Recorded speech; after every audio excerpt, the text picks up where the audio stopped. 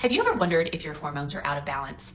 I'm Tiffany. I'm a physician assistant and I work in internal medicine, but I'm also a GLP-1 advocate. So I help people get access to GLP-1 medications that can't get those through traditional insurance. So if that's something that you're struggling with, check out the link in my bio. So this is a question I get a whole lot in my office where people come in and want me to check their hormone levels because they just feel like something is out of whack. And it's not a bad question, but it's a really loaded question. And I want to explain to you very briefly so you'll have a better understanding. So for the most part, I do think when people ask me about hormones, they're talking about male and female hormones. But what I first need you to understand is there are so many hormones that are at play inside of our bodies, not just male and female hormones, but also other hormone levels. Basically, almost everything that runs your body is partially a hormone. So even insulin, which we utilize to help control your blood sugar, is considered a hormone.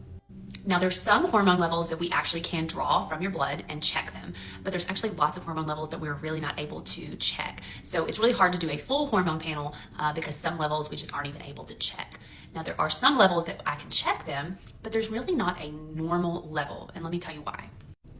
So hormones a lot of times will respond to something else that's happening within your body. So the levels go up and down rapidly depending on what's going on. So at any given moment, they could be up or they could be down, really depending on a reaction inside your body. So if I just randomly draw a level of a hormone in your body, it's really hard for me to tell if that level is normal because it really kind of depends on what was going on in your body at that moment.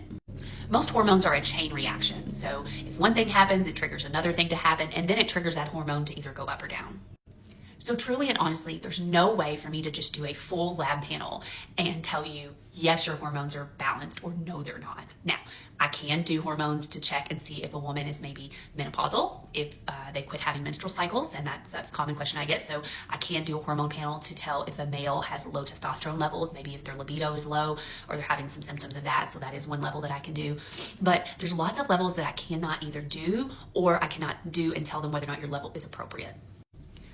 So one of the reasons that I find that people have an improper balance of hormones is a lot of times the root cause of that can be insulin resistance, because insulin is a hormone. When you get insulin resistance, I see a chain reaction with a lot of the other hormones in your body. You also have to understand that a lot of the hormones are actually bound to one another. So if one hormone is off, it can affect the other hormones in your body.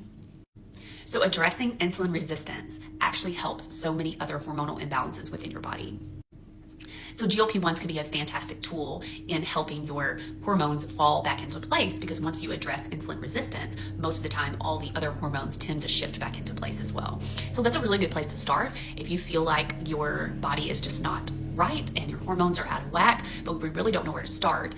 I usually ask people to look at their weight and see if they feel like they've got any signs of insulin resistance, and is their fasting glucose elevated? Are they carrying more than 20 extra pounds, especially on their midsection? If so, we try to address that first, and in all likelihood, if we address that, most of the time your other hormone levels are going to shift back into place. And that's just a really good starting point, because insulin resistance a lot of times is the common denominating factor. So if you have more questions, I'd love to answer those. Just drop them in the comments.